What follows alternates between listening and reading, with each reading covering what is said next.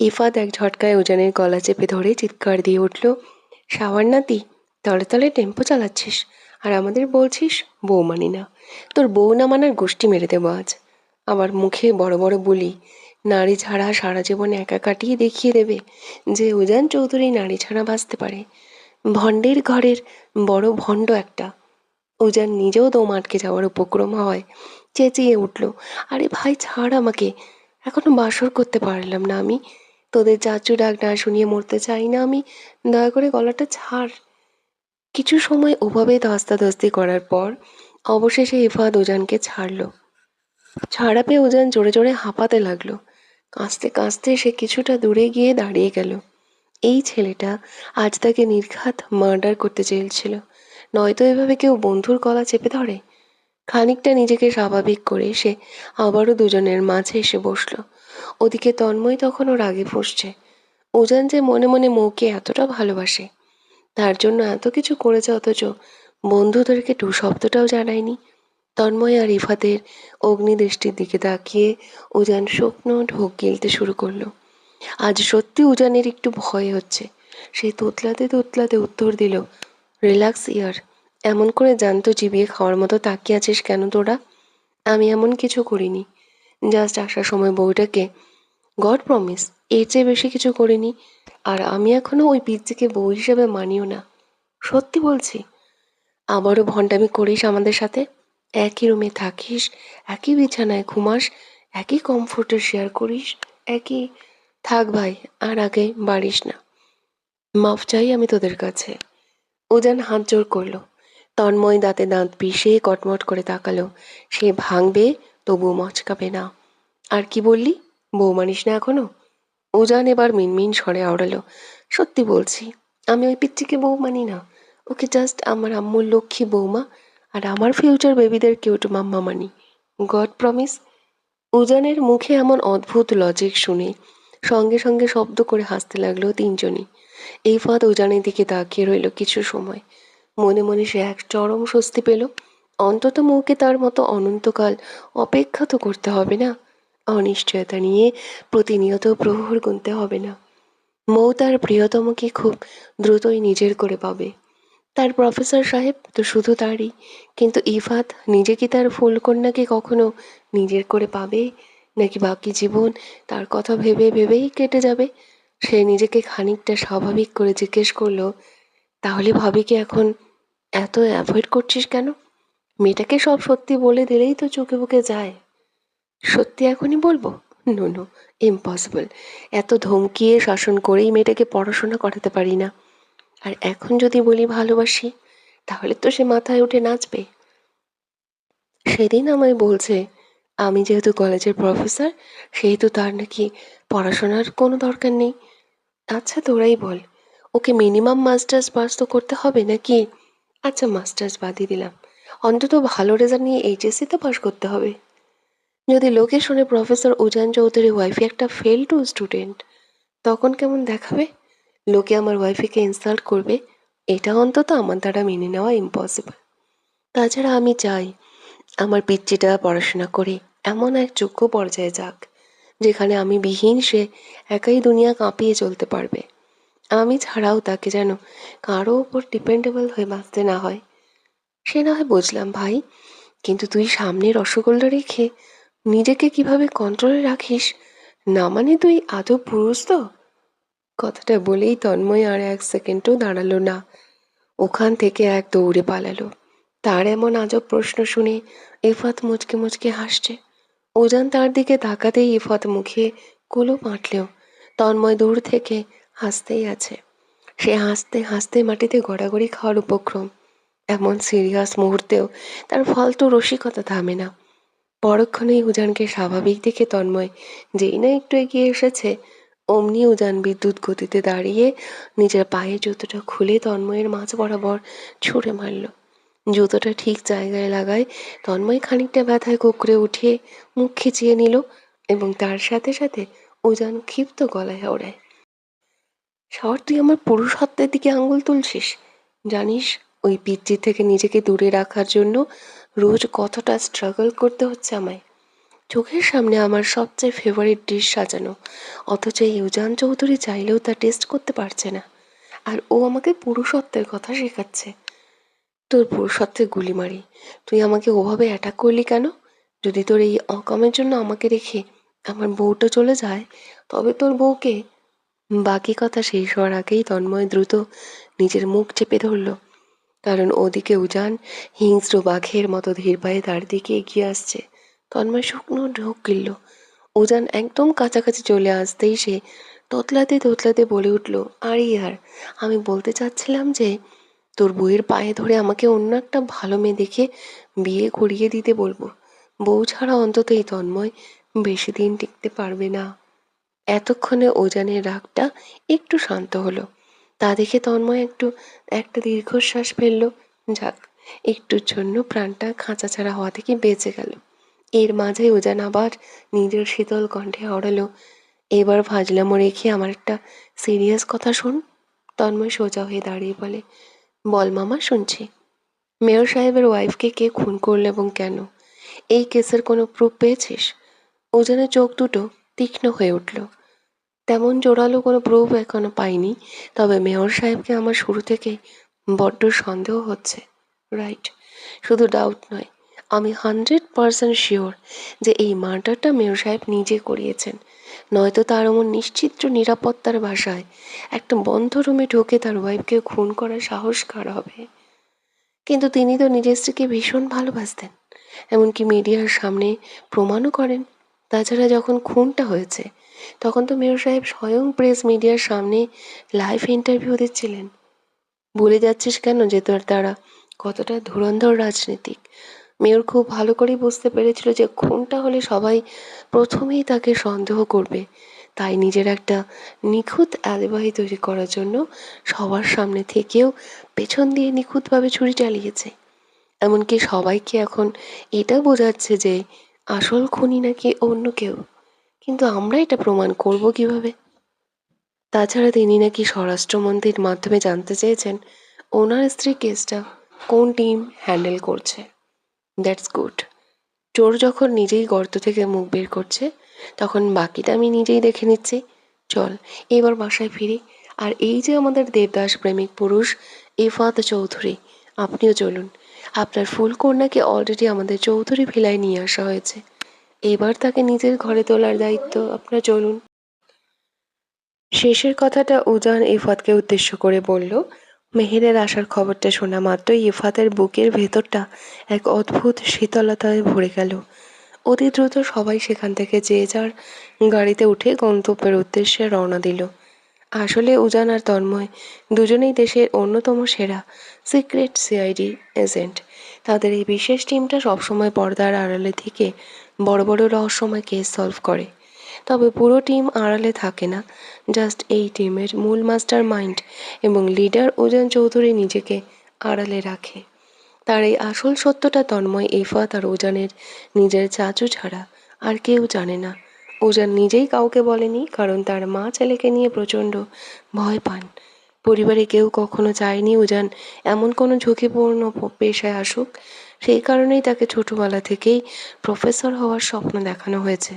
কিন্তু তারা নিজেরাও জানে না তাদের সেই শান্তশিষ্ট প্রফেসরের আড়ালে থাকা ছেলেটি আসলে পুরো দেশের আন্ডারওয়ার্ল্ড ও অপরাধীদের ত্রাস সিক্রেট সিআইডি এজেন্টের সুপ্রিম লিডার ওরফে উজান চৌধুরী। রাত তখন প্রায় 12:30। উজান অত্যন্ত ধীর পায়ে রুমে ঢুকলো। রুমে এসে বিছানার দিকে তাকিয়ে এক পলক মৌকে দেখে নিয়ে সে সোজা শাওয়ার নিতে চলে গেল। শাওয়ার শেষ করে সে আবারও বিছানার দিকে এগিয়ে গেল। ঘুমন্ত মৌয়ের নিষ্পাপ মুখের দিকে কিছুটা ঝুঁকে দাঁড়ালো উজান। অবাধ্য মেয়েটাকে দেখা মাত্রই মুহূর্তের মধ্যে আপনা আপনি তার ঠোঁটের কোণে এক চিলতে হাসি ফুটে উঠল। সে নিজের শরীরের সমস্ত ভর মৌয়ের উপর ছেড়ে দিল। আচমকা এই ভারী চাপে ঘুমের ঘোরেই একটু গমকে উঠল মৌ। উজান তড়িৎ গতিতে নিজেকে খানিকটা সরিয়ে নিয়ে মৌয়ের দিকে তাকিয়ে মৃদু হাসল। আপন মনে ফিসফিসিয়ে আওড়ালো, কি ম্যাডাম, মুখে তো বড় বড় কথা। মিসেস চৌধুরী নাকি আমাকে ভীষণ ভালোবাসে, অথচ আমার শরীরের সামান্য ভরটুকু সামলাতেই আপনার হিমশিম খেতে হচ্ছে। এখনই এভাবে গুঙ্গিয়ে উঠলে ভবিষ্যতে আমার কি হবে বলুন তো? আপনি কি আদৌ জানেন আপনার এই মায়ের জালে কতটা গভীরভাবে আসক্ত হয়ে গিয়েছি আমি। আপনাকে চোখের আড়াল করে আমার একটা মুহূর্তও ভালো লাগে না, অথচ আপনি আমায় একটুও বোঝেন না। আচ্ছা বলুন তো, মুখেই কেন ভালোবাসি শব্দটা শুনতে চান না তো? আমার প্রতিদিনের ব্যবহারে কি আপনি ভালোবাসার কোনো প্রমাণ পান না? আপনি কি সত্যিই বোঝেন না যে আপনাকে এক পলক না দেখলে এই উজান চৌধুরী ঠিক থাকতে পারে না? চারিদিক অন্ধকার দেখে দিশেহারা হয়ে যায়, অথচ আপনি ভাবেন উজান চৌধুরীর কাছে আপনার কোনো মূল্যই নেই। আপনি কবে বুঝবেন বলুন তো? মুখে ভালোবাসি না বলে অন্তহীন ভালোবাসা যায়। আমি আপনাকে কোনোদিন মুক্তি দেব না মিসেস চৌধুরী। এমনকি কিয়ামতের দিনও আমি আপনার পিছু ছাড়ব না। কথাগুলো বলতে বলতে উজান ময়ের গলার ভাঁজে নিজের মুখ গুজে দিল। নিজের নাক দিয়ে আলতো করে স্পর্শ করতে লাগলো প্রিয়তমার নরম ত্বক। তার এই হালকা উত্তপ্ত স্পর্শে ঘুমের মাঝেই ময়ের শরীরটা বারবার শিউরে উঠছিল, আর উজান পরম তৃপ্তিতে তা উপভোগ করছিল। আচমকা উজান ময়ের গলার নরম ভাঁজে আলতো করে একটু কামড় বসিয়ে দিল। মৌ আবারও ব্যথার মৃদু গঙ্গিয়ে উঠল। মেয়েটাকে কোনোভাবেই শান্তিতে ঘুমাতে দিচ্ছে না সে। উজান একটা গভীর শ্বাস নিয়ে নিজেকে কিছুটা নিয়ন্ত্রণ করলো। তারপর ময়ের সারা মুখমণ্ডলে নিজের ওষ্ঠদ্বরের মৃদু ছোঁয়া দিয়ে তৃপ্তির হাসি ঝুলিয়ে আওড়ালো। আপনি এত মিষ্টি কেন বলেন তো? আপনার এই ইনোসেন্ট ফেস দেখলে উজান চৌধুরী নিজের ওপর একদম কন্ট্রোল রাখতে পারে না। নিজেকে স্বাভাবিক রাখতে তাকে বড্ড বেগ পোহাতে হয়। আচ্ছা বলুন তো, আপনাকে কবে আপনি মানে পুরোপুরি সামলাতে পারবেন আমাকে? আপনার ওই মায়াবী মুখের দিকে তাকিয়ে আমি বারবার ঘায়েল হয়ে যাচ্ছি। আর সম্ভব হচ্ছে না আমার পক্ষে। এবার অন্তত আমাকে বুঝুন। হঠাৎই মৌ বিছানায় একটু নড়েচড়ে উঠল। উজান ভয় পেয়ে তৎক্ষণাৎ মুখে নিজের শক্ত বুকে আষ্টে পৃষ্ঠে আবদ্ধ করে চোখ বুজে ঘুমের ভান করল। তবে আর চোখে চেয়ে দেখল, না, মৌ এখনো জেগেনি। গভীর ঘুমেই আছে। কিন্তু আশ্চর্যের বিষয় হলো ঘুমের মাঝে মৌ আধো আধো কণ্ঠে বিড়বিড় করে প্রতিধ্বনিত করল, আই লাভ ইউ প্রফেসর সাহেব। মুহূর্তে উজানের ঠোঁটের কোণে চওড়া হাসি ফুটে উঠল।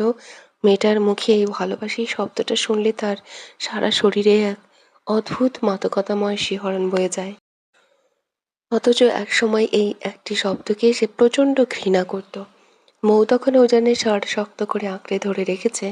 উজান নিজের অজান্তেই ভালো লাগা রাতের শয্যে গভীর ঘুমে মগ্ন মেয়েটার কানের কাছে ফিসফিস করে বলে উঠল, লাভ ইউ টু মাই ওয়াইফি। আদৌ ঘুমের ঘোরেও খুব স্পষ্ট করে কথা দুটো শুনতে পেল মৌ। উজান তাকে নিজের বুকের সাথে এত শক্ত করে জড়িয়ে রাখার পরেও মৌ আচমকা হকচকিয়ে ধড়ফড় করে বিছানার উপর উঠে বসল।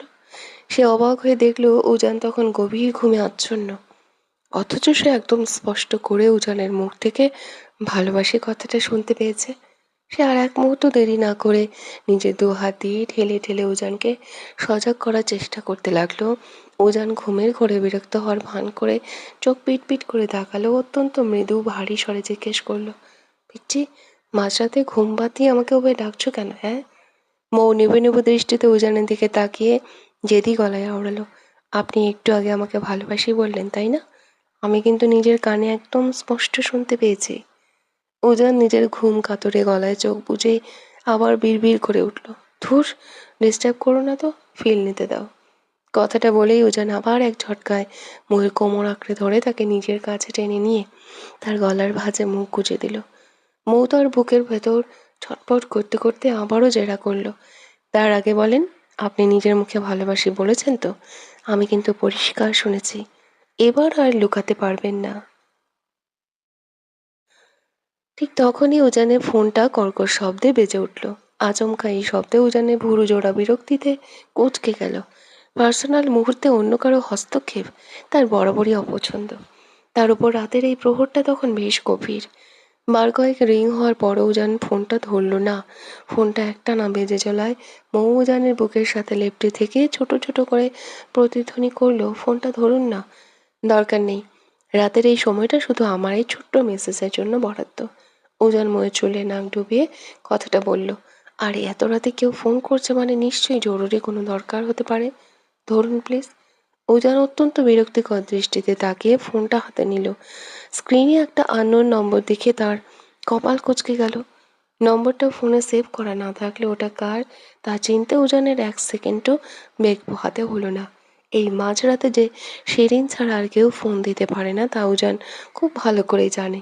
এই নিয়ে কত শত নম্বর যে সে ব্লক করলো তার কোনো ইয়ত্তা নেই, কিন্তু এই নির্লজ্জ মেয়েটা যেন কিছুতেই তার পিছু ছাড়ছে না। হঠাৎই উজানের মাথায় একটা চরম দুষ্টু বুদ্ধি খেলে গেল। ঠোঁটের কোণে প্রতিহিংসামূলক হাসি ঝুলিয়ে সে শিরিনের নম্বরে ডিরেক্ট ভিডিও কল ব্যাক করলো। অপরদিকে শিরিন এত রাতে খোদ উজানের কাছ থেকে ভিডিও কল পেয়ে খুশিতে একদম কত কত। সে পরম আহ্লাদে যেই ফোনটা রিসিভ করলো, অমনি উজান ওপাশ থেকে এক হুংকার দিয়ে বলে উঠল, কালনেগানির বাচ্চা, এখনো তোর ওই বেশ্যাগিরি ছাড়বি না তাই না? তোকে কতবার বলেছি ঘরে আমার বিড়ালের বাচ্চার মতো একটা মিষ্টি বউ আছে, তবুও তুই কেন কুত্তার মতো আমার পিছু পিছু ঘুরছিস? উজান, জাস্ট শাট আপ। কেন বারবার বউ আছে অজুহাত দিয়ে আমার কাছে মিথ্যে বলছো? তোমার কি মনে হয় আমি এসব কিছু জানি না? আমি জানি তুমি এখনো বিয়ে করনি। উজান আর এক মুহূর্ত সময় নষ্ট করলো না। সে ফোনের ক্যামেরাটা ঘুরিয়ে মৌয়ের দিকে তাক করলো। তারপর শিরিনের লাইভ ক্যামেরার সামনেই মৌকে আষ্টে পৃষ্ঠে নিজের চওড়া বুকে জড়িয়ে ধরলো। মৌ কিছু বুঝে ওঠার আগেই উজান তার কপালে গালে অজস্র গভীর চুমু এঁকে দিল। পরম মায়ায় তার গলার নিচে মুখ গুজে নিয়ে ফোনটা বিছানার এক কোণে সোজা করে রেখে কর্কশ গলায় আওড়ালো, জাস্ট ওয়েট অ্যান্ড সি। আজ তোকে লাইভে আমাদের রোমান্স দেখাবো। উজান যেই না মৌর সাথে ঘনিষ্ঠতা আর একটু বাড়ালো, অমনি মৌ লজ্জায় আর ভয়ে নিজের চোখ মুখ শক্ত করে বুজে ফেলল। ভয়ে তার গলা শুকিয়ে কাঠ। সে জোরে একটা ঢোক গিলল। মৌ মুখে মুখে যতই উজানকে ভালোবাসি ভালোবাসি বলে পাগলামি করুক না কেন, মানুষটা যখন এতটা কাছাকাছি আসে তখন তার ভেতরটা ভয় পেয়ে যায়। মুহূর্তের মধ্যে উজান ময়ের কোমর শক্ত করে আঁকড়ে ধরল। তার পৌরুষালী ছোঁয়া ধীরে ধীরে আরো গভীর হতে লাগলো। উজান যখন তার ওষ্ঠধারে ছোঁয়া গলার নিচের দিকে নামিয়ে আনলো, তখন মৌ লজ্জায় ব্যাকুল হয়ে তাকে ধাক্কা দিয়ে সরানোর আপ্রাণ চেষ্টা করলো। উজান তার ঝটপটানির মাঝেও মুখোমুখি তাকিয়ে মুচকে হাসলো। সে আর একটু নিচু হতেই উপাস থেকে শিরিন নিজেই কাঁপতে কাঁপতে ভিডিও কলটা কেটে দিল। নিজের চোখে দেখা এই দৃশ্য সে কিছুতেই বিশ্বাস করতে পারছে না। উজান বিয়ে করেছে, তাও আবার এত ছোট একটা বাচ্চা মতো মেয়েকে। মেয়েটা তো তাদের কলেজে পড়াশোনা করে। এর আগে বেশ কয়েকবার উজানের কেবিনে ঢুকতেও দেখেছে সে। কিন্তু তারা যে আসলে হাজব্যান্ড ওয়াইফ তা শিরিনের দূরতম কল্পনাতেও ছিল না। মুহূর্তেই যেন তার চারপাশে পুরো পৃথিবীটা অন্ধকার হয়ে গেল। এদিকে মৌ কোনোভাবেই উজানকে নিজের ওপর থেকে সরাতে পারছে না। সে খুব ভালো করেই বুঝতে পারছে মানুষটা এই মুহূর্তে নিজের স্বভাব সুলভ গাম্ভীর্যের মধ্যে নেই। উজান আলতো করে নিজের টোন উজান চুলে টান লেগে খানিকটা ব্যথা পেলেও মুখে তা প্রকাশ করলো না, বরং দুষ্টুমি ভরা চোখে এক ভুরু নাচেই তাকালো। কি হলো মিসেস চৌধুরী? সামান্য গিয়েই অমন হিমশিম খাচ্ছেন, আবার এই আমিটাকে নাকি ভালোবাসেন? শুনি, যদি পুরুষটাকে সহ্য করার বিন্দুমাত্র ক্ষমতাই আপনার না থাকে তবে সারাদিন ওই ভালোবাসি ভালোবাসি বলে কেন চিল্লান, হ্যাঁ? উজান চৌধুরী যদি একবার নিজের পুরো ভর আপনার ওপর ছেড়ে দেয় তবে তা সামলানোর ক্ষমতা আগে নিজের মধ্যে তৈরি করুন, বুঝলেন? মৌ ফ্যালফ্যাল করে উজানের মুখের দিকে তাকিয়ে রইল। উজান এবার তাকে আর বেশি না ঘাবড়ে দিয়ে আলতো করে নিজের চওড়া বুকের সাথে আষ্টে পৃষ্ঠে জড়িয়ে শান্তভাবে চোখ বুজে নিল। এতক্ষণে মৌয়ের বুকে ধুকপুকুনি একটু কমল। সে খানিকটা স্বাভাবিক হলো। কিছুক্ষণের মধ্যে চারপাশ শান্ত হয়ে এলে মৌ ভাবল উজান বুঝি ঘুমিয়ে পড়েছে। সে সুযোগ বুঝে পরম মায়া উজানের ধারালো থুতনিতে নিজের ঠোঁট দিয়ে আলতো করে ছোঁয়া দিল। আর ঠিক তখন উজানের সেই ভারী গম্ভীর কণ্ঠস্বর অন্ধকার কক্ষে ভেসে এলো, সাবধান মিসেস চৌধুরী। রাত বিরেতে বড়োর সাথে এমন চুরি করে দুষ্টুমি করা কিন্তু উজান চৌধুরী একদম মেনে নেবে না। উল্টো কোন মুহূর্তে যে আপনারই বড্ড বিপদ হয়ে যাবে বুঝতেই পারবেন না। কথাটা শোনা মাত্রই মৌ লজ্জায় লাল হয়ে খপ করে উজানের শার্টের বুকটা আঁকড়ে করে ধরে মুখ লুকালো। মনে মনে ভাবলো এই মানুষটা কিভাবে যে না ঘুমিয়েও ঘুমানোর ভান ধরে মানুষকে এভাবে ঠকাতে পারে সে কিছুতেই ভয় ভেবে পায় না।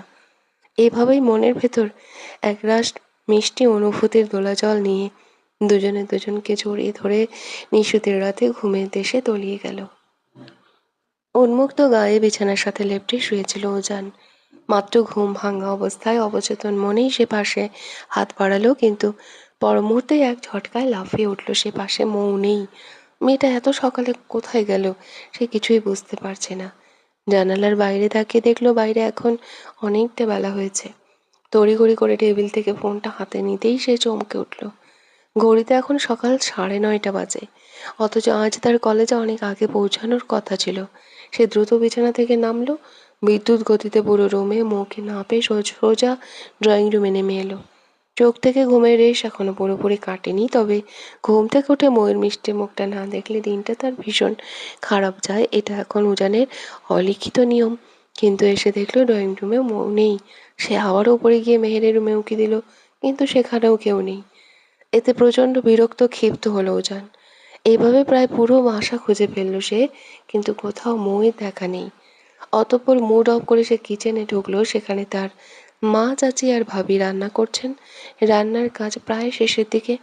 উজান সোজা ভাবি তুবার কাছে এগিয়ে গেল। তুবা উজানকে ওভাবে খালি গায়ে দেখে হালকা হাসলো। এই সাত সকালে ছেলেটা সবার সামনে খালি গায়ে হাঁটাহাঁটি করছে, অথচ এই উজান চৌধুরী কিনা কখনো শার্ট ছাড়া রুম থেকে এক পাও বাইরে রাখতো না। উজান একদম স্বাভাবিক গলায় প্রশ্ন করলো, ভাবি আমার বউ কই গো? তুবা যেন আকাশ থেকে পড়ল। ছেলেটার এমন হুটহান আচরণ তাকে বারবার অবাক করে। উজানের প্রশ্নের সরাসরি জবাব না দিয়ে তুবা মুচকে হাসতে হাসতে বলে, তার আগে বলো, তুমি এই সকাল সকাল খালি গায়ে ভেবে কেন হাঁটছো? সেটা তোমার যাকে গিয়ে জিজ্ঞেস করো। এখন বলো আমার বউ কই? সকাল সকাল বউয়ের মিষ্টি মুখটা না দেখলে উজান চৌধুরীর দিনটা মোটেও ভালো যায় না। দুবার আবার হাসলো। উজানের মুখে এমন অকপট স্বীকারোক্তি শুনতে তার বেশ ভালোই লাগছে, তবে সে এখন যে উত্তরটা দেবে তা শুনে উজানের মোটেও ভালো লাগবে না। তুবা আলতো হেসে বলল, ভাইয়া তোমার দিন মনে হয় আজ খারাপই যাবে। উজান ভ্রু কুঁচকে জিজ্ঞেস করলো, বাট ওয়াই? তোমার বউ অনেক আগেই মেয়ের সাথে কলেজে চলে গিয়েছে। হোয়াট? আমার বউ ইফতের বউ, আই মিন মেহেরের সাথে কেন গেল? আমার কাছ থেকে একটাবার পারমিশন নেওয়ার প্রয়োজনও মনে করলো না। অবাধ্য মেয়েটা দিন দিন বড্ড বেশি অবাধ্য হয়ে যাচ্ছে। আম্মু, তুমি ওকে আটকাওনি কেন? তোমরা কি সবাই ভুলে গেছো যে ওই পিচ্চিটা শুধু উজান চৌধুরী বউ? একদমই কথাগুলো বলে উজান থামলো। তার এই হুলস্থুল কাণ্ড দেখে বড় ভাই আরিয়ান ধীরে পায়ে কিচেনে ঢুকলো। সে খানিকটা রাগান্বিত হওয়ার ভান করে প্রশ্ন করলো, এতে এত রিয়েক্ট করছিস কেন ভাই? এমনিতেই তো তুই মৌকে বউ বলে মানিস না, তাহলে এত খোঁজ কিসের? উজান মায়ের দিকে তাকিয়ে নালিশ করে, আম্মু তোমার বড় ছেলেকে চুপ করতে বলো, নয়তো এবার কিন্তু খুব খারাপ হয়ে যাবে। আরিয়ান শব্দ করে হাসলো, তারপর উজানের দিকে খানিকটা ঝুঁকে ফিসফিসিয়ে আওড়ালো, কিরে ভাই, তোদের মধ্যে রাতে কিছু হয়েছে নাকি? না মানে বউকে না দেখে চোখে মুখে যেমন একদম খেয়েই হারিয়ে ফেলেছিস, আবার এই খালি গায়ে কিচেন রুম পর্যন্ত চলে এসেছিস। এত বুদ্ধি কবে থেকে হলো তোমার ভাইয়া? বিয়ে করে বউ ঘরে তুলেছি, তার সাথে কিছুমিছু না করলেই তোমায় বাবাই বলে ডাকবে কে শুনি? শোনো, জাস্ট তোমাকে ওই ডাকটা শোনানোর জন্যই যা করার করব, আর এর থেকে বেশি কিছু ভাবা দরকার নেই। উজান চৌধুরী এত নির্লজ্জ নয়। বউ মানি না, তার সাথে আবার মাখামাখি করব। আমি ফুলের মতো পবিত্র। কথাটা বলেই উজান নিজের মুখ ভেঙে গটগট করে ওখান থেকে চলে গেল। পেছনে সবাই শব্দ করে হাসতে লাগলো। বউ তুমি শিওর তো? তোমাকে পরীক্ষার সব প্রশ্ন আগেভাগে এনে দিলে তুমি উজানকে আমার হাতে ছেড়ে দেবে? শিরিনের মুখে কথাটা শুনে মুখ খুশিতে একদম উৎফুল্ল হয়ে উঠল। সে চট করে শিরিনের কাঁধে হাত রেখে একগাল হাসল। তারপর এদিক ওদিক তাকিয়ে নিবু নিবু দৃষ্টিতে ফিসফিস করে বলল, শিওর মানে 100% শিওর ডাইনি? আই মিন সরি ম্যাম, আপনি যদি আমাকে পরীক্ষার সব প্রশ্ন এনে দিতে পারেন তবে আমার প্রফেসর সাহেবকে আপনার কাছে বন্ধক রাখবো, গড প্রমিস। হোয়াট? বন্ধক? বন্ধক মানে কি? আরে ম্যাম, আপনাকে এত কিছু জানতে হবে না। আপনি জাস্ট উজান স্যারকে নিজের করে পাওয়ার কথা ভাবুন, আর আমাকে ঝটপট প্রশ্নগুলো এনে দিন ব্যাস। কিন্তু তুমি যে দুদিন পর আবার উজানকে আমার কাছ থেকে কেড়ে নেবে না, তার কি প্রমাণ আছে? শিরিন একটু সন্দেহের সুরে জিজ্ঞেস করলো। মৌ এবার কপালে হাত দিয়ে আক্ষেপে সরে বলল, আমার দাদি ঠিকই বলে, এই যুগে সত্যি কথার কোনো ভাত নেই। আচ্ছা বলুন তো, এর জন্য আমায় কোথায় সাইন করতে হবে? তাসফিয়া মৌ কখনো মুখের কথার খেলাপ করে না, বুঝলেন? শিরিনের মুখের সন্দেহ কেটে গেল। সে হেসে বলল, ওকে ডান, তোমায় আমি বিশ্বাস করলাম। তাহলে আজ থেকে উজান শুধু আমার, রাইট? মৌ মনে মনে দাঁত কিরমির করে উঠল। রাক্ষসী বলে কি, তিন কবুল বলে ভাত আর বানালাম আমি, আর ও ডাইনি বলছে আজ থেকে উজান চৌধুরী নাকি ওনার। শখ কত! আমার দুলহার দিকে তাকালে তার চোখ আমি একটানে উপরে ফেলবো না। মনে মনে কথাগুলো বিড়বিড় করে বললেও মুখে এক কৃত্রিম হাসি ফুটিয়ে রাখলো মৌ। তার এই হাসি দেখে শিরিন ভুরু কুঁচকে জিজ্ঞেস করলো, কিছু বললে মৌ? না না ম্যাম, কিছুই বলিনি। মৌ জিভ কেটে কাঁচুমাচু হাসলো। ঠিক তখনই উজান গটগট করে হেঁটে তাদের সামনে এসে দাঁড়ালো। সে মৌর দিকে চরম তীক্ষ্ণ সন্দেহে দৃষ্টিতে তাকিয়ে রইল কিছু সময়, কিন্তু মৌ সেসবের বিন্দুমাত্র পাত্তা দিল না, বরং সে আচমকা উজানের হাতটা টেনে নিয়ে শটান শিরিনের হাতের ওপর গুজে দিল। বউয়ের এমন অদ্ভুত কাণ্ডে উজান পুরোপুরি ভ্যাবাচ্যাকা খেয়ে গেল। যেখানে অন্য কোনো নারীর ছায়াও উজানের ওপর পড়লে মৌ সহ্য করতে পারে না, সেখানে আজ সে স্বয়ং উজানকে শিরিনের হাতে তুলে দিচ্ছে। পুরো ব্যাপারটা উজানের মাথার ওপর দিয়ে গেল। সে চরম রাগান্বিত চোখে তাকিয়ে কড়া গলায় আওড়ালো, মিসেস চৌধুরী, আপনি কিন্তু নিজের লিমিট ক্রস করছেন। মৌ উজানকে ইশারায় থামতে বলে শিরিনকে উদ্দেশ্য করে বলল, ওই ডাইনি।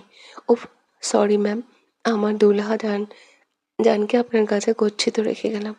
মনে রাখবেন, আমাদের মধ্যে যা ডিল হয়েছে সেসব যেন আর তৃতীয় কোনো ব্যক্তি না জানে। আমি তাহলে এবার আসি। শিরিন খুশিতে আত্মহারা হলো। ঠিক আছে মৌ, থ্যাঙ্কস আ লট, তুমি অনেক ভালো। মৌ মুচকি হেসে খানিকটা দূরে চলে গেল, কিন্তু কি ভেবে যেন আবার দৌড়ে ফিরে এলো। তারপর শিরিনের হাতে একটা ডেইরি মিল্ক চকলেট গুজে দিয়ে মিষ্টি করে হাসলো। যতদিন না আমার সব পরীক্ষা শেষ হচ্ছে ততদিন রোজ আপনাকে আমি একটা করে চকলেট দেব। আর আমার দুলাজানকে একটু দেখে রাখবেন, কেমন? বাই ডাইনি। কথাটা শেষ করেই মৌ এক দৌড়ে সেখান থেকে হাওয়া হয়ে গেল। যাওয়ার সময় সে এক পলকের জন্য পেছনের দিকে ফিরে তাকালো না। আর ওদিকে উজান রাগে আর বিস্ময়ে স্তম্ভিত হয়ে দাঁড়িয়ে রইল। এমন সময় হুট করে শিরিন উজানকে জড়িয়ে ধরল, আর সাথে সাথে শিরিনের গালে এক সজোরে থাপ্পড় বসিয়ে দিল উজান। এমনিতেই মৌয়ের এমন অদ্ভুত কাণ্ডে সে মনে মনে প্রচণ্ড বিরক্ত ক্ষিপ্ত ছিল, তার উপরে এই ছ্যাঁচড়া মেয়েটার বেহায়াপনা তাকে একদম অতিষ্ঠ করে তুলেছে। সে রাগে অন্ধ হয়ে শিরিনের মুখটা শক্ত করে চেপে ধরল, দাঁতে দাঁত পিষে বাঘের মতো গর্জন করে বলল, তোকে আমি শতবার বলেছি না যে আমার থেকে সবসময় দূরে দূরে থাকবি? কিন্তু তুই কোন স্তরে নির্লজ্জ যে বারবার অমন কুকুরের মতো আমার কাছে ছুটে আসিস? নেক্সট টাইম যদি তোকে আমার বা আমার বউয়ের আশেপাশেও ঘুরঘুর করতে দেখি, ট্রাস্ট মি, তোকে আমি একদম শুট করে দেব। Just finish. উজান চৌধুরী তোর মতো থার্ড ক্লাস মেয়েদের পাত্তা দেয় না। সে ওয়ান অ্যান্ড অনলি তার মিসেস চৌধুরীকেই ভালোবাসে। So be careful. যেহেতু এই ঘটনার কথাবার্তাগুলো শিরিনের ব্যক্তিগত কেবিনের ঠিক আড়ালে হচ্ছিল, তাই কলেজের অন্য কেউ তাদের এই রৌদ্রমূর্তি আর বাকবিতণ্ডা দেখতে পেল না। শিরিন এক হাত দিয়ে নিজের লাল হয়ে যাওয়া গালটা চেপে ধরে চরম অবাক এবং অপলক দৃষ্টিতে তাকিয়ে রইল। এই অহংকারী ছেলেটাকে সে কোনোভাবেই নিজের বশে আনতে পারছে না। কিন্তু উজান চৌধুরীকে না পেলে যে তার চলবেই না। উজান তার দিকে আবারও এক তীক্ষ্ণ মারমুখী নজরে তাকিয়ে কড়া গলায় আওড়ালো, বাই দ্য ওয়ে, ওই পিচ্চিটা তোর সাথে কিসে ডিল করেছে? হ্যাঁ, সত্যিটা কি আমি এখনই শুনতে চাই। শিরিন উজানের এমন ভয়ঙ্কর রূপ দেখে ভয়ে তোতলাতে তোতলাতে বলে, তো তেমন কিছু না উজান, আমি তোকে লাস্ট টাইম বলছি, পিচ্চি তোকে কি বলেছে তাড়াতাড়ি বল। উজান আরও এক পা এগিয়ে এসে ধমকে উঠল। উজান তার দিকে ওভাবে তেড়ে আসায় শিরিন ভয়ে একদম ঘাবড়ে গেল। তার চোখ মুখে তখন ভয় স্পষ্ট ফুটে উঠেছে, যা সিআইডি এজেন্ট উজানের তীক্ষ্ণ চোখ এড়াতে পারল না। সে চোখ রাঙিয়ে তাকাতেই শিরিন আর কথা লুকাতে পারল না। তোকে লাস্ট ওয়ার্নিং দিলাম, এরপর ডিরেক্ট।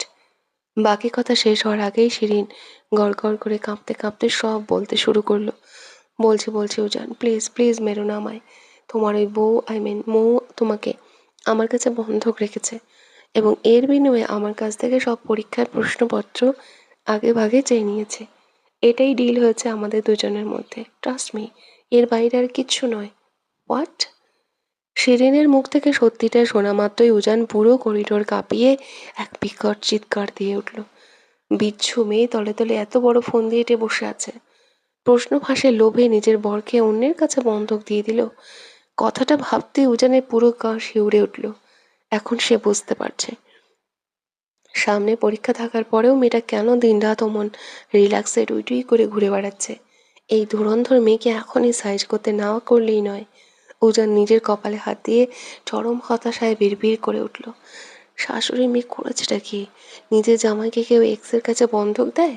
তুই কোন লেভেলে যাওরা মেরে বুক করেছিস রে উজান?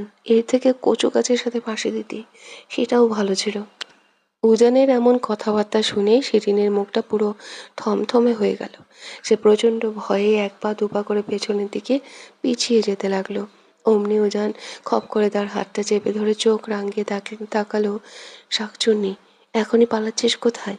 তার আগে বল, আমার ওই অবুঝ আর নিষ্পাপ বউটাকে তুই কি কুবুদ্ধি দিয়েছিস, তাই না? শিরিন আমতা আমতা করে, আমি কেন তোমার বউকে এমন বুদ্ধি শুদ্ধি দিতে যাবো? হ্যাঁ, তোমার বই তো নিজে থেকে আমার কাছে এসে সাধলো, এমনকি দুটো বিষয় প্রশ্নপত্র অলরেডি নিয়েও গেল। আর এখন তুমি সব দোষ আমার ঘাড়ে দিচ্ছ উজান। তোরই দোষ। আমার বউ না হয় অবুঝ, কিন্তু তুই কাল নাগিনি আমার ড্যাং ড্যাং করে কিভাবে পরীক্ষার আগে এই প্রশ্ন দিলি? বিড়ালের বাচ্চার মতো বউটা আমার এমনিতেই পড়তে চায় না, এখন তোর জন্য একেবারে গোল্লায় যাবে। যদি আমার বউ পরীক্ষায় ফেল করে তবে তোকে নর্দমায় চুবাবো। কাল নাগিনি নিজের দোষ ঢাকতে আবার আমার নাবালিকা বউটার উপর দোষ চাপাস। শিরিনকে ওখানেই দাঁড় করিয়ে রেখে উজান এক প্রকার দৌড়ে ময়ের সন্ধানে রওনা হলো। পরীক্ষার আগের দিন প্রশ্ন ফাঁস হয়ে গেছে, আর সেটা কিনা প্রিন্ট করেছে প্রফেসরের ওয়াইফ। এই কথা জানাজানি হলে কি হবে? উজান আর কিছু ভাবতে পারছে না। অস্থির মাথায় সে করিডোর দিয়ে দ্রুত পা চালালো। এদিকে মৌ ক্লাসরুমে ঢুকেই খুশিতে সবার সামনে ধেই ধেই করে নাচতে শুরু করেছে। স্বামীকে বন্ধক দিয়ে যে এত বড় একটা মুশকিল আসান হয়ে যাবে সে তা ভাবতেই পারেনি। যে কাজটা উজানের হাত পা ধরেও করা সম্ভব হয়নি, সেটা ওই শিরিন ডাইনিকে দিয়ে কত সহজেই না হয়ে গেল। এখন অন্তত সে কোনো টেনশন ছাড়া বিন্দাস পরীক্ষা দিতে পারবে। হঠাৎ ললিতা তার সামনে এসে দাঁড়িয়ে কপাল কুঁচকে তাকালো। ললিতাকে দেখা মাত্রই মৌ মুখ বাঁকিয়ে অন্যদিকে সরে গেল।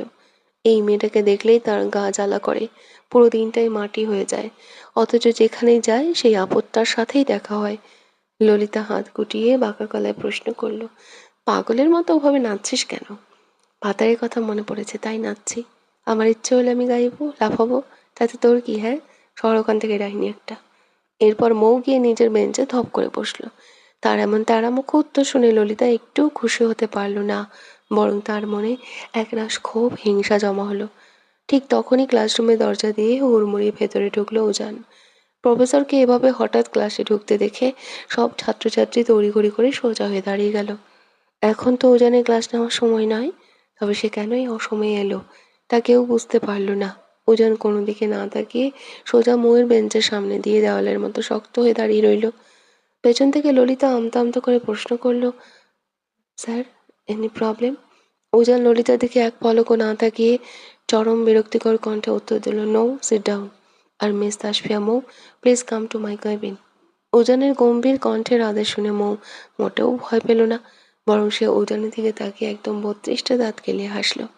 পুরো ব্যাপারটা বুঝতে না পারলেও সে খানিকটা আন্দাজ করতে পারছে যে উজান কেন এখন হন্যে হয়ে এখানে ছুটে এসেছে।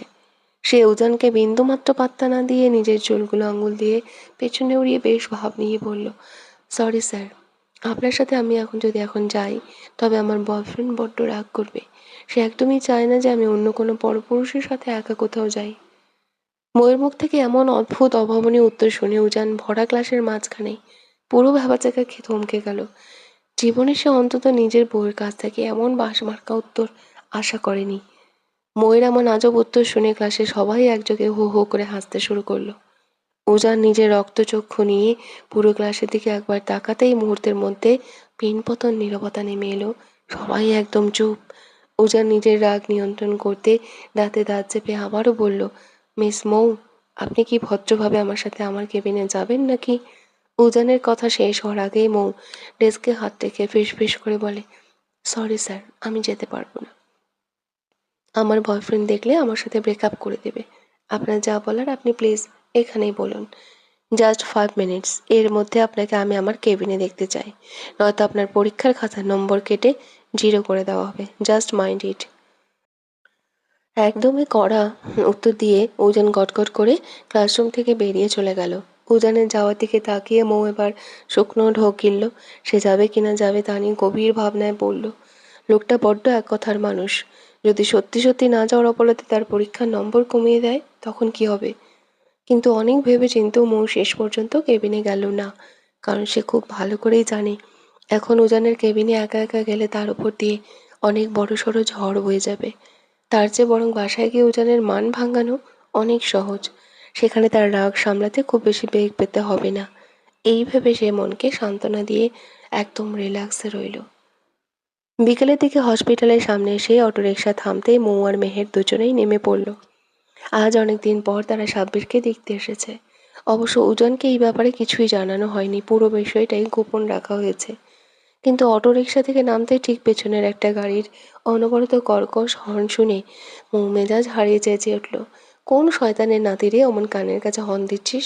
তোকে এক লাথি দিয়ে না উগান্ডায় পাঠিয়ে দে। বলতে বলতে যেমনি যেমনি মুখ পেছনের দিকে তাকালো অমনি সে পুরো গ্যাস বের হওয়া বেলুনের মতো চুপসে গেল। উজান নিজের স্পোর্টস বাইকটার উপর ভর দিয়ে দাঁড়িয়েছে। মুখের কলিজা যেন শুকিয়ে কাঠ। মানুষটাকে না বলে এত লুকিয়ে তারা এখানে এলো, অথচ সে কিনা ঠিক তাদের পেছনেই এসে হাজির। উজানের চোখ মুখ দেখে স্পষ্ট বোঝা যাচ্ছে যে সে ভেতরে ভেতরে প্রচণ্ড রেগে আছে। উজান নিজের বাইকটা একপাশে পার্ক করে দুহাত বুকে বেঁধে মোয়ের মুখে মুখে এসে দাঁড়ালো। তারপর একরাশ গাম্ভীর্য নিয়ে গম্ভীর স্বরে আওড়ালো, মিসেস চৌধুরী, কি যেন বলছিলেন আমায়? কাকে লাথি দিয়ে উগান্ডায় পাঠাবেন শুনি? মৌ জিভ কেটে কাঁদো কাঁদো মুখে তোতলাতে তোতলাতে বলল, আপনি? না না, আমি আপনাকে কিছু বলিনি তো। এই বলে সে এখান থেকে এক দৌড়ে পালাতে চাইলেও কিন্তু উজান চিল পাখির মতো ক্ষিপ্র গতিতে খোপ করে মৌয়ের নরম হাতটা শক্ত করে ধরে ফেলল। সে নিজের দাঁতে দাঁত পিষে কটমট করে তাকালো। উজান চৌধুরী চোখ ফাঁকি দেওয়া, এত বড় সাহস! স্বামী বন্ধক রেখে প্রশ্ন আউট করা, আবার এখন না বলে হসপিটালে আসা। চলো বাসায়, আজ তোমাকে খুব ভালো করেই মজা দেখাচ্ছি। এরপর উজান এক প্রকার জোর করেই মোর হাত ধরে হসপিটালের ভেতরে ঢুকে পড়ল। মেয়ের এতক্ষণ চুপচাপ দাঁড়িয়ে পুরো দৃশ্যটা দেখছিল। এবার সেও মুচকে হাসতে হাসতে তাদের পিছু পিছু হাঁটতে লাগলো। উজান করিডোর দিয়ে যাওয়ার সময় কটমট দৃষ্টিতে তাকিয়ে মুখে ইচ্ছে মতো শাসিয়েই যাচ্ছিল, যা দেখে মেহের নিজের ঠোঁট চেপে হাসি সামলানোর আপ্রাণ চেষ্টা করছিল। কিছুক্ষণের মধ্যেই তারা সাব্বিরের কেবিনের একদম সামনে চলে এলো। কেবিনের দরজার হাতল ধরার ঠিক আগ মুহূর্তে উজান হঠাৎ ঘুরে দাঁড়িয়ে অত্যন্ত কড়া গলায় ফিসফিস করে প্রতিধ্বনি করল, একদম চুপচাপ ভেতরে ঢুকবে আর সাধারণ সৌজন্যবশত সাব্বিরকে ভালো মন্দ জিজ্ঞেস করবে। ভুলেও যদি তাকে জড়িয়ে টড়িয়ে ধরেছ, তবে সোজা নিয়ে কি তেঁতুল গাছে উল্টো করে ঝুলিয়ে রাখবো? Just mind it, Mrs Chowdhury. কে শোনে কার কথা? সঙ্গে সঙ্গে উজানের কড়া নিষেধাজ্ঞা সত্ত্বেও কেবিনে ঢোকার পরেই মৌ তার হাত থেকে নিজেকে ছাড়িয়ে এক দৌড়ে সাব্বিরের কাছে চলে গেল। সাব্বির তখন মাত্রই বিছানায় আধশোয়া অবস্থায় বসেছিল। অমনি মৌ আচমকা এসে তাকে জাপটে জড়িয়ে ধরল। মেয়েটার এমন আকস্মিক কাণ্ডে সাব্বির পুরোপুরি ভ্যাবাচ্যাকা খেয়ে গেল। সে ভয়ত চোখে সরাসরি উজানের দিকে তাকালো। এই জড়িয়ে ধরার অপরাধেই তো উজান তাকে দমবন্ধ করা হসপিটালে পাঠিয়েছে, আর আজ এখানে এসেও মেয়েটা একই কাণ্ড ঘটালো। উজান নিজের রক্তচক্ষু নিয়ে তাদের দিকে তাকিয়ে রইল। তার চোখ দিয়ে যেন আক্ষরিক অর্থেই আগুন ঝরছে। মৌ অবশ্য উজানের এই রুদ্রমূর্তি দেখেও না দেখার ভান করে মুচকে হাসল। তারপর একগাল হেসে সাব্বিরকে উদ্দেশ্য করে বলে উঠল, ওগো, তুমি এখন কেমন আছো? মৌয়ের মুখে এইটুকু কথা শুনে সাব্বিরের গলায় যেন খাবার আটকে বিষম খাওয়ার উপক্রম হলো। সে মনে মনে ভাবলো খানিকটা সুস্থ হয়ে মাত্রই বিছানায় উঠে বসেছে সে, আর এখন এই মেয়েটা নিশ্চয়ই তাকে পুরোপুরি মার্ডার করতে এসেছে। নয়তো কেউ নিজের বরের সামনে এমন কথা বলে? পাশে সাব্বিরের মা বসে আছেন বলে মৌ হয়তো উজানকে অতটা পরোয়া করছে না। আর ওদিকে উজানের এমন বেহাল দশা দেখে মেহের এক কোণে দাঁড়িয়ে নিজের ঠোঁট চেপে হাসছে। মৌ আবার ন্যাকামি মেশানো গলায় বলা শুরু করলো, কি গো, তুমি আমার সাথে কথা বলবে না? টেনশন নিও না, আমি যখন এসে পড়েছি তখন তোমাকে। তার বাকি কথা শেষ হওয়ার আগেই উজান বিদ্যুৎ গতিতে এগিয়ে এসে সকলের সামনে এক ঝটকায় মৌকে নিজের শক্ত বুকে টেনে নিল। প্রফেসরের এমন আকস্মিক কাণ্ডে কেবিনে থাকা সবার চোখ চড়ক গাছ হয়ে গেল। মৌ অবশ্য মনে মনে খানিকটা আন্দাজ করেছিল যে এমন কিছু একটা হতে পারে। সে ভালো করেই জানে উজান তাকে নিয়ে কতটা সেন্সিটিভ। অন্য কোনো পুরুষ তো দূর, নিজের ভাইয়ের সাথেও সে মৌকে সহ্য করতে পারে না। কিন্তু মৌ সহজে পিছিয়ে যাওয়ার পাত্রী নয়। সে রাগান্বিত কণ্ঠে প্রতিধ্বনিত করে, এই রাক্ষস লোক, ছাড়ুন আমায়। আপনি কে? হ্যাঁ, আপনি জানেন না একটা মেয়ে মানুষের গায়ে তার অনুমতি ছাড়া টাচ করতে নেই? ছাড়ুন আমায়, ছাড়ুন বলছি। ততক্ষণে উজানের ধৈর্যের বাঁধ ভেঙে গেছে। সে আর কোনো কথা না বাড়িয়ে এক ঝটকায় মুখে নিজের চওড়া কাঁধে তুলে নিল। যেভাবে ঝড়ের গতিতে সে কেবিনে এসেছিল ঠিক সেভাবেই ওখান থেকে বেরিয়ে যেতে যেতে কড়া গলায় আওড়ালো, শাশুড়ি মেয়ে দেখছি দিন দিন সাহস বড্ড বেড়ে যাচ্ছে, তাই না? জাস্ট ওয়েট, বাসায় চল আজকে। বাসায় গিয়ে খুব ভালো করে দেখাচ্ছে এই সাহস কোথায় গিয়ে থাকে। মৌ উজানকে নামানোর জন্য তার পিঠে এলো পাথারে থাপ্পড় মারতে লাগলো। নিজে বড় বড় নখ দিয়ে খামচে ধরলো, তবু উজান তাকে এক চুলও ছাড়লো না। হসপিটালের করিডোরে থাকা সাধারণ মানুষ স্টাফরা হাঁ করে তাদের এই কাণ্ড দেখছিল। ঠিক তখনই পরিস্থিতি বেগতিক দেখে মৌ চিৎকার করে উঠল, কেউ বাঁচান আমায়, আমাকে এই খাটাস লোকটা কিডন্যাপ করে নিয়ে যাচ্ছে, হেল্প প্লিজ, হেল্প মি। মৌয়ের চিৎকার শুনে হসপিটালের দুজন লোক এগিয়ে এসে হুট করে উজানের সামনে পথ আটকে দাঁড়ালো। উজান এতে প্রচণ্ড বিরক্ত ক্ষিপ্ত হলো। সে নিজের দাঁতে দাঁত পিষে কটমট করে, আমি আমি কোনো কিডন্যাপার নই। এটা আমার দিন কবুল করে বিয়ে করাবো নিজের বৈধ বউ। সাথে প্রচণ্ড পাঁচে তেড়ামুখ হয়েছে, তাই ওকে আজ একটু শিক্ষা দিতে নিয়ে যাচ্ছি। আর এখন যদি কেউ আমার পথ আটকানোর চেষ্টা করেন তবে তার কপালে শনি। উজানের চওড়া শরীরে চাহনি দেখে বাকি কথা শেষ হওয়ার আগেই লোক দুজন চট করে পথ ছেড়ে চলে গেল। এরপর উজান ওর আগে ফুঁসতে ফুঁসতে গট গট করে হসপিটাল থেকে বেরিয়ে গেল। এদিকে তারা চলে যেতেই সাব্বির একটা দীর্ঘশ্বাস ফেলল। যাক, একটা বড়সড় টর্নেডো তার উপর দিয়ে চলে যায়নি ভেবে সে একটু স্বস্তির নিঃশ্বাস ফেলল।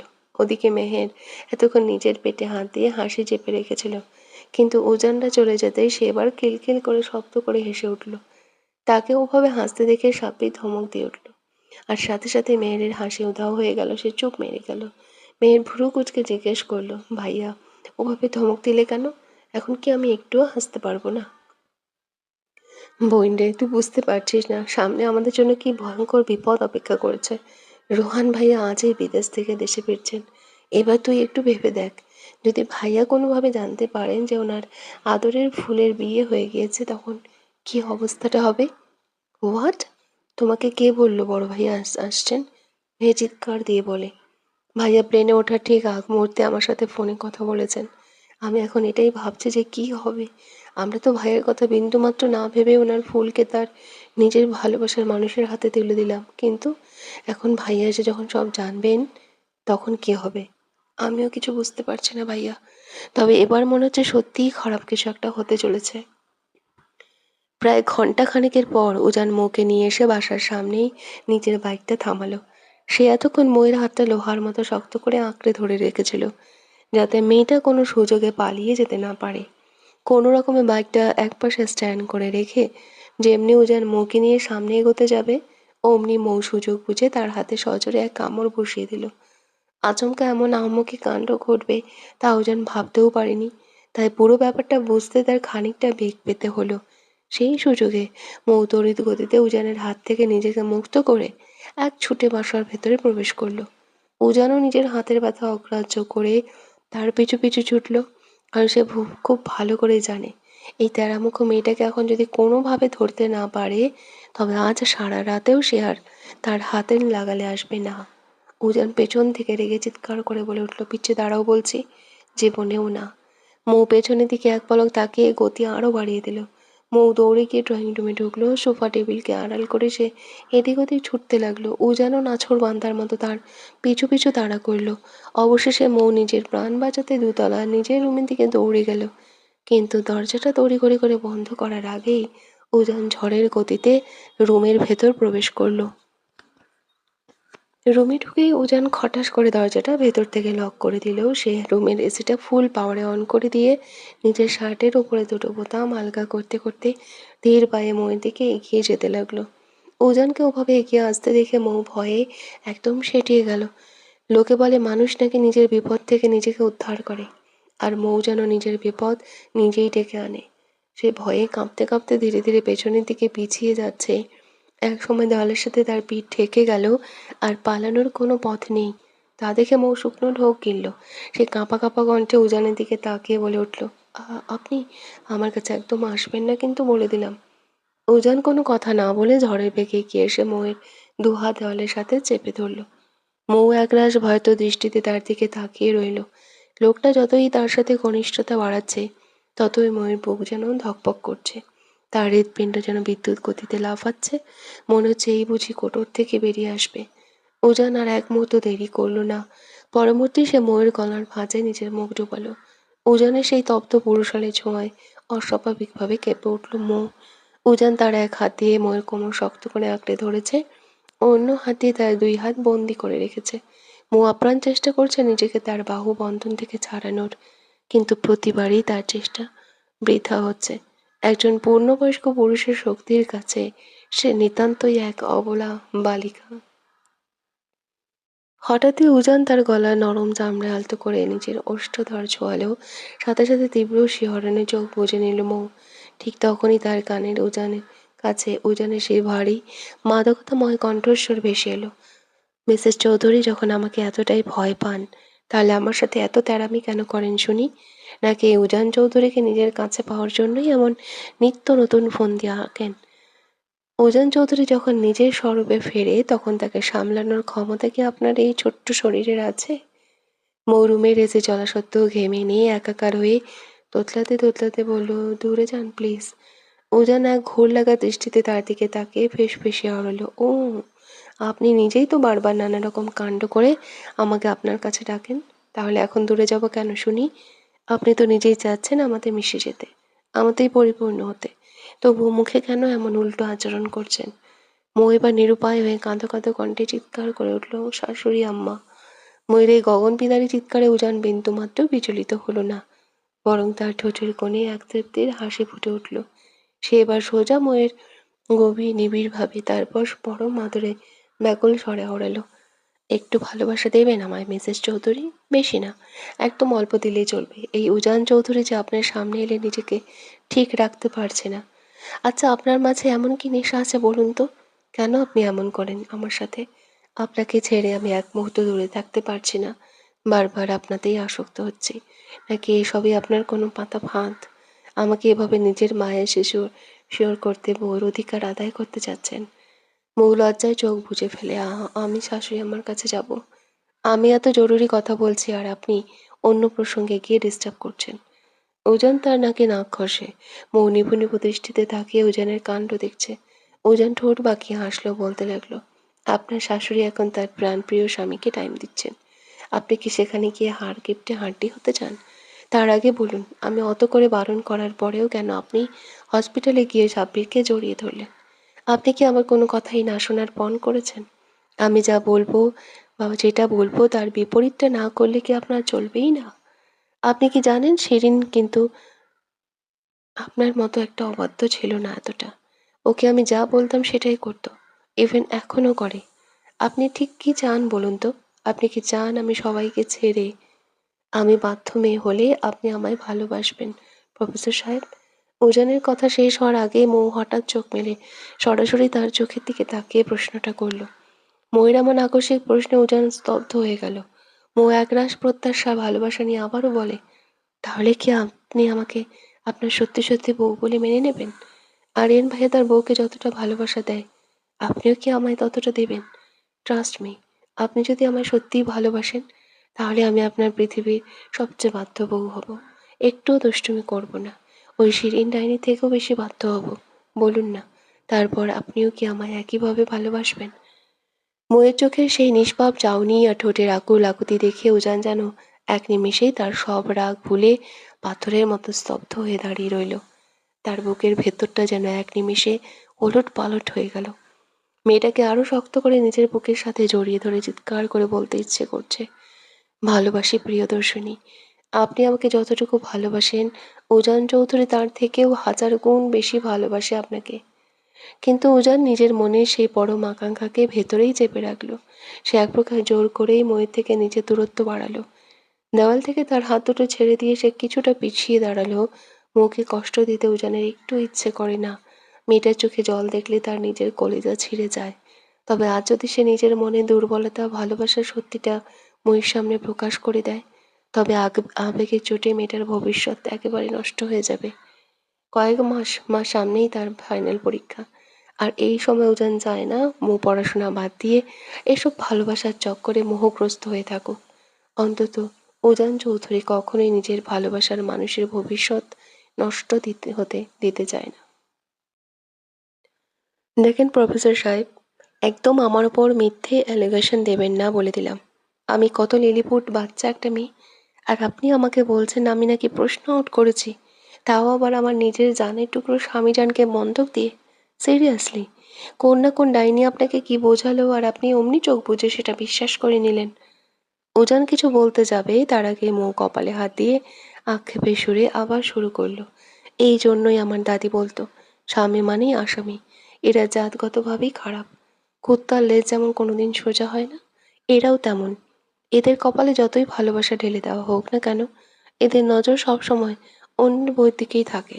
কার না কার ডাইনি বউ আপনাকে আমার নামে কুবুদ্ধি দিয়ে দিয়েছে, আর তার জন্য আপনি এখন ঘরে এসে আমাকে খারাপ বলছেন। নষ্ট পুরুষ একটা। উজান নিজের রক্তচক্ষু নিয়ে স্তম্ভিত হয়ে মইয়ের দিকে তাকিয়ে রইল।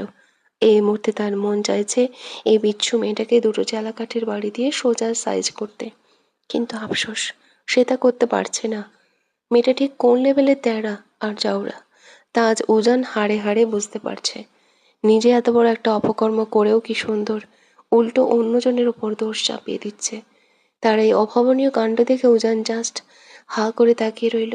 সে নিজের সিআইডি ক্যারিয়ারে, এই শিক্ষকতা জীবনে বহু পাঁজি আর ধূর্ত অপরাধী দেখেছে, কিন্তু তার ঘরের এই বৈধ বউটা যে এত বড় মাপের পাঁজি হতে পারে তা তার ন্যূনতম কল্পনাতেও ছিল না। ততক্ষণে উজান নিজের রাগ সামলাতে না পেরে পুরো ঘর কাঁপিয়ে চিৎকার দিয়ে উঠল, জাস্ট শাট আপ ইডিয়েট মেয়ে! আমাকে তোমার কোন অ্যাঙ্গেল দিয়ে নষ্ট পুরুষ মনে হয়, হ্যাঁ? আর আমি মোটেও কোনো মিথ্যে কথা বলছি না। শিরিন আমাকে নিজের মুখে সব বলেছে। তুমি তার কাছ থেকে অলরেডি দুটো বিষয়ের প্রশ্নপত্র আগে ভাগে নিয়ে এসেছো। ফার্স্ট সেই প্রশ্নগুলো কোথায় রেখেছো আমাকে দাও। মৌ নিজের বড় বড় চোখ দুটো ছোট ছোট করে উজানের সব কথা শুনছিল। হঠাৎই সে মুখ কুঁচকে কুঁচকে নিল, বেশ ভাব নিয়ে বলে উঠল, আপনাকে সব দিয়ে দিলে সব দিক দিয়ে নষ্ট পুরুষ মনে হয়? শালার ঘরে এত সুন্দরী অপ্সরা বউ থাকতেও বাইরে ওই ডাইনি দিকে নজর যায়, হায় আল্লাহ! এ তুমি কেমন লুচ্চা বর দিলে আমায়! এ নিজের ঘরে বউকে চোখে দেখে না, কিন্তু পরের বউকে ঠিকই দেখে। ওনার কাছে আমার কথার কোনো ভ্যালুই নেই। ওনার কাছে নিজের ওই প্রাণের এক্স ডাইনি শিরিনের ভ্যালু বেশি। জাস্ট শাট আপ পিচ্ছি! ফাজলামোর একটা লিমিট আছে। অন্যায় করে আবার আমার সামনে দাঁড়িয়ে মিথ্যা বলছো। কান ধরে এখনই 100 বার উঠবোস করো ফার্স্ট, নয়তো এর পরের পানিশমেন্ট কিন্তু আরও অনেক বড় হবে। মৌ নিজের মুখ ভেঙ্গিয়ে বেশ দৃঢ় গলায় উত্তর দিল, আপনার শাট আপ এর গুল্লি মারি। পারবো না আমি উঠবোস করতে। কি করবেন শুনি? কি করবেন আপনি আমার? ময়ূর এমন তেড়ামুখ উত্তর শুনে উজান মোটেও খুশি হতে পারল না, বরং সে নিজের চোখ রাঙিয়ে তার দিকে এক পায়ে গেল।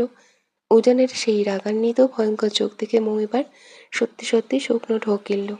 মুহূর্তের মধ্যেই তার মুখ থেকে সব হাসি বিলীন হয়ে গেল। উজান যেই না তাকে ধরতে এক পা বাড়ালো, অমনি মৌ চিল পাখির মতো বেড থেকে লাফিয়ে নেমে এক দৌড়ে কক্ষ থেকে ত্যাগ করলো। তার এই হুটহাট দৌড়ানোর কাণ্ডে উজান ভীষণ বিরক্ত হলো। ধুর, একটা মেয়ে শরীরে সামান্য ব্যালেন্স থাকা দরকার, কিন্তু এর মধ্যে তা বিন্দু মাত্র নেই। মৌ এক দৌড়ে সোজা নিজের ড্রয়িং রুমে গিয়ে হাজির হলো। উজানও তার পিছু পিছু নিচে নেমে এলো, কিন্তু ততক্ষণে মৌ গিয়ে সোজা শাশুড়ি মৌসুমী চৌধুরী পেছনের দিকে লুকিয়ে ওনার শাড়ির আঁচলটা শক্ত করে আঁকড়ে ধরে ঢাল বানিয়ে দাঁড়িয়ে পড়েছে। উজান ড্রয়িং রুমে এসে তাদের সামনে দাঁড়িয়ে দাঁতে দাঁত পিষে বলল, এই ফাজিল মেয়ে, বেরো আম্মুর পেছন থেকে! উজান চৌধুরীর মুখে মুখে এত বড় বড় তর্ক! বেরিয়ে আসো বলছি, আজ তোমাকে মজা দেখাচ্ছি। মৌ শাশুড়ি পেছন থেকে একটুখানি মুখ বের করে কাঁপতে কাঁপতে বলে, শাশুড়ি আম্মা বাঁচাও প্লিজ, তোমার এই জল্লাদ গুন্ডা ছেলে আজ আমাকে মেরেই ফেলবে। আমি এত তাড়াতাড়ি মরতে চাই না গো আম্মা। তোমাকে অন্তত একবার দাদি বানিয়ে তারপর মরার কথা ভাববো। মৌয়ের মুখে দাদি বানানোর কথা শুনে উজান রাগে গজগজ করে বলে উঠল, ইডিয়েট একটা! একদম মুখ ভেঙে দেবো তোমার! এত বড় অন্যায় করেও আবার শাশুড়ির কাছে কি নাটক করা হচ্ছে! উজান যেই না হাত বাড়িয়ে মৌকে ধরতে যাবে, অমনি মৌসুমী চৌধুরী মাঝখানে হাত দিয়ে ছেলেকে বাধা দিলেন। তিনি উজানকে ধমক দিয়ে বললেন, বাবা কি হচ্ছে সব? মেয়েটা মাত্রই তো একটু আগে কলেজ থেকে ধকল সে বাড়ি এলো, আর তুই এসেই ওকে ওইভাবে বকছিস কেন, হ্যাঁ? বাচ্চা একটা মেয়ে! আম্মু সিরিয়াসলি, তুমি এই বিচ্ছু মেয়েটাকে এখনো বাচ্চা মেয়ে বলছো? উজান নিজের কপালে হাত দিয়ে প্রায় আর্তনাদ করে উঠল, জানো তোমার এই গুণবতী বৌমা আজ কি কি কীর্তি ঘটিয়েছে? ও আমাকে ওই শিরিনের কাছে বন্ধক রেখে পরীক্ষার প্রশ্ন আউট করেছে। নিজের জীবনে কোনোদিন শুনেছ কোনো বউ নিজের স্বামীকে অন্য মেয়ের কাছে বন্ধক দেয়? এই ফাজিল মেয়ে ঠিক তাই করেছে। যখন দেখলো পরীক্ষায় পাশ করার জন্য আমাকে কাবু করতে পারছে না, তখন সোজা ওই কালনাগিনীর কাছে গিয়ে আমাকে বন্ধক রেখে দুটো প্রশ্ন অলরেডি নিয়ে চলে এলো। পূজনের কথা শুনে ড্রয়িং রুমে উপস্থিত সবাই যেমন একচোখে হো হো করে হেসে উঠল, তেমনি বিস্ময়কর দৃষ্টিতে মইয়ের দিকে তাকালো। এইটুকু একটা মেয়ের মাথায় এত কুচক্রি বুদ্ধি কীভাবে আসতে পারে, তা ভেবে সবাই তাজ্জব। ঠিক তখনই পরিস্থিতি বুঝে মৌ আড়ালে উজানকে একটা ফ্লাইং কিস ছুঁড়ে চোখ টিপে দিল। তারপর শাশুড়ির দিকে ফিরে কাঁদো কাঁদো ফেস করে বলে উঠল, শাশুড়ি আম্মা, বিশ্বাস করো, তোমার ছেলে সব মিথ্যা বলছে। তুমি বলো, এই ইনোসেন্ট বাচ্চা মেয়েটা কি এমন আকাম করতে পারে? সে আমাকে চুমু দিতে চাইছিল, শুধু আমি বারণ করেছি, সেই জন্য আমার নামে মিথ্যা অ্যালিগেশন দিচ্ছে। মাবুদ সইবে না, আপনার উপর গজব পড়বে, গজব। ময়ের মুখে এমন অবলীলায় বানিয়ে বলা কথা শুনে উজান হতভম্ব হয়ে দুপা পিছিয়ে গেল। বিষম খেয়ে কাঁচতে কাঁচতে সে প্রায় মেঝেতেই বসে পড়ার উপক্রম হলো। ঠিক তখনই কোথা থেকে ইফাত হন্তদন্ত হয়ে দৌড়ে এসে উজানের পাশে বসলো। তার কানে ফিসফিস করে বলল, ভাই, আমার ফুলকন্যা কোথায় রে? প্লিজ বল না কোথায় ও। মেয়ের নাম শুনতে উজানের সব রাগ গিয়ে পড়ল ইফাতের ওপর। সে আর এক সেকেন্ডও দেরি না করে নিজের পা থেকে জুতা খুলে সজোরে ইফাতের দিকে ছুঁড়ে মারল। ইফাত ভাগ্যবশত চট করে সরে যাওয়ায় ওটা গায়ে লাগেনি। ঠিক তখনই মৌ ইফাতের দিকে তাকিয়ে হাসতে হাসতে বলে উঠল, দোলা ভাই, আপনার যে হসপিটালে আছে, আর এই যে আপনাকে এত বড় মিষ্টি খবরটা দিলাম, তার জন্য আসার সময় আমার জন্য এক ডজন আইসক্রিম নিয়ে আসবেন। ইফাত উজানকে আরেকটু রাগিয়ে দেওয়ার জন্য বাঁকা হাসল। সে মুচকি এসে ময়ের উদ্দেশ্যে আওড়ালো, ওকে ভাবিজান, ডান। আমার 10টা না, 5টা না, পিচ্ছি একটা মাত্র ভাবিজান। তার জন্য আইসক্রিম কেন, যা যা লাগবে আমি সব এনে দেবো। উজান রাগে ফুঁসতে ফুঁসতে তেড়ে যেতে ইফাত এক দৌড়ে সদর দরজা দিয়ে পালিয়ে গেল। উজান একবার সদর দরজার দিকে তাকায় তো আরেকবার মৌয়ের দিকে। পুরো ড্রয়িং রুমের পরিস্থিতি এখন তার হাতের বাইরে। তার মা, ভাবি সহ বাড়ির সবাই হেসেই যাচ্ছে। উজান আর নিজেকে ধরে রাখতে পারল না। সে বিদ্যুৎ গতিতে এগিয়ে গিয়ে ময়ের একদম মুখোমুখি দাঁড়িয়ে দাঁতে দাঁত পিষে বলল, আইসক্রিমের ব্যাপারটা না হয় রুমে গিয়ে খুব ভালো করে দেখে নিচ্ছি, কিন্তু তার আগে সবার সামনে দাঁড়িয়ে কি বললে? আমি চুমু দিতে পারিনি বলে তোমার নামে মিথ্যা অ্যালিগেশন দিচ্ছি? Seriously Mrs Chowdhury, just wait and C.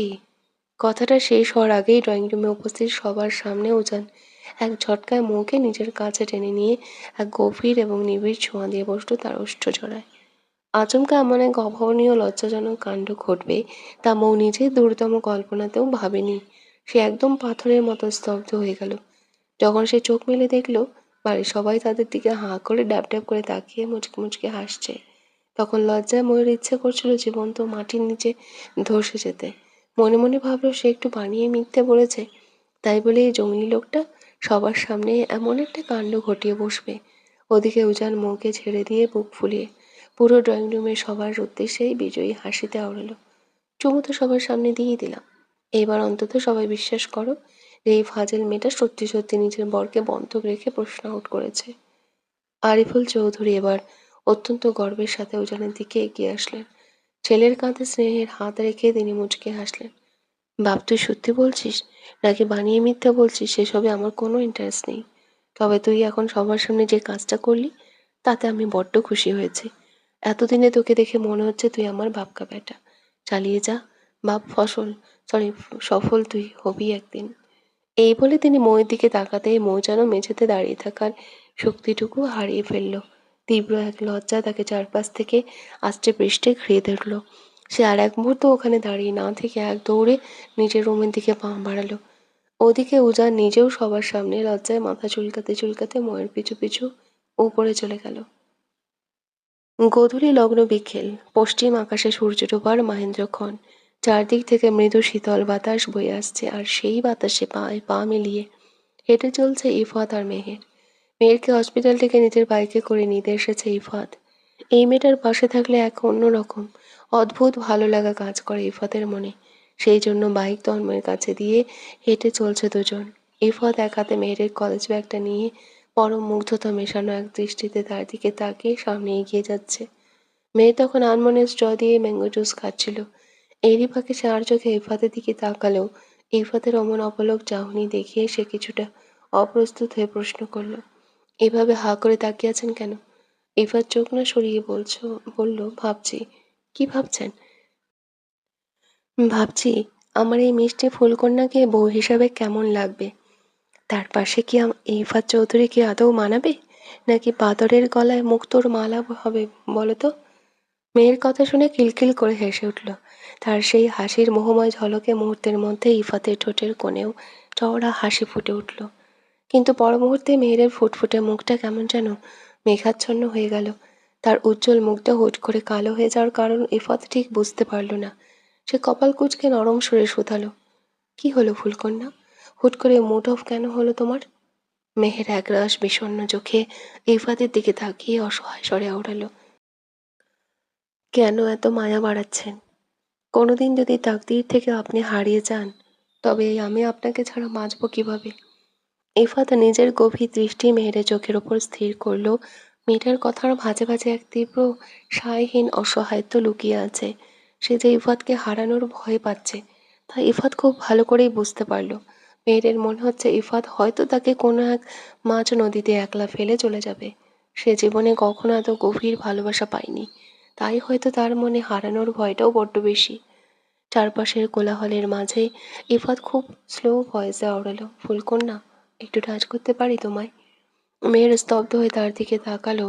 চারপাশ দিয়ে এত মানুষ হেঁটে যাচ্ছে, তার উপর বিহিরাকে এমন এক আবদার সে কিভাবে মেনে নেবে? এতদিনে ইফাতকে তার মনে ধরেছে ঠিকই, কিন্তু মানুষটা তো এখনো তার জন্য পুরোপুরি বৈধ নয়। তবে কেন সে এই নিষিদ্ধ স্পর্শে সম্মতি দেবে? মেহের লজ্জায় নির্দ্বিবোধ থেকে চট করে নিজের মাথা নিচু করে নিল। তার এই লাজুক প্রত্যাখ্যান দেখে ইফাত শব্দ করে হেসে উঠল, ওকে ওকে, মুড অফ করো না ফুলকন্যা। আমি খুব তাড়াতাড়ি পুরোপুরি বৈধতা নিয়েই তোমার টাচ করব। এবার অন্তত একটু হাসো। মেয়ের চোখ তুলে তাকালো। মানুষটা তাকে বড্ড ভালো বোঝে, কিন্তু তবুও মনের ভেতরে ভয়টা যেন কিছুতেই কাটাতে চায় না। সে সত্যি তাকে ছেড়ে যাবে না তো? ঠিক তখনই তার কানের কাছে ইফাতের দুষ্টু মিষ্টি ভরা কণ্ঠস্বর ভেসে এলো, এমন বাচ্চাদের মতো করে জুস খাই শুনি? আমি বিয়ে করে ঘরে একটা বউ তুলবো, নাকি কোনো বাচ্চাকে? শোনো, আগেই বলে দিচ্ছি, ইফাত চৌধুরী কিন্তু প্রচণ্ড অধৈর্য একটা ছেলে। এখন না হয় দূরে দূরে আছি, তবে তোমায় যেদিন পুরোপুরি নিজের করে পাবো, সেদিন কিন্তু আর একদম ধৈর্য ধরতে পারবো না। সেই জন্য নিজেকে আগে থেকেই মেন্টালি তৈরি করে রাখো। শুধু বাচ্চাদের জুস নয়, তুমি যা চাইবে আমি তাই এনে দেবো, কিন্তু এর বিনিময়ে তোমাকে আমার খিদে পেয়েছে। মেয়েরের এমন অপ্রাসঙ্গিক উত্তর শুনে ইফাত মৃদু হাসল। মেয়েটার এই ভয়ার্থ ও লাজুক চাহনি দেখলেও তার মনটা পরম তৃপ্তিতে ভরে যায়। অতঃপর মনের ভেতর একরাশ মিষ্টি প্রেমের আবেশ নিয়ে দুজনেই বাড়ির উদ্দেশ্যে রওনা হলো। গল্পটি ভালো লাগলে প্লিজ একটা সাবস্ক্রাইব করে যাবে। পরবর্তী পর্ব খুব তাড়াতাড়ি আসবে, পাশে থাকবে। অনেক অনেক ধন্যবাদ।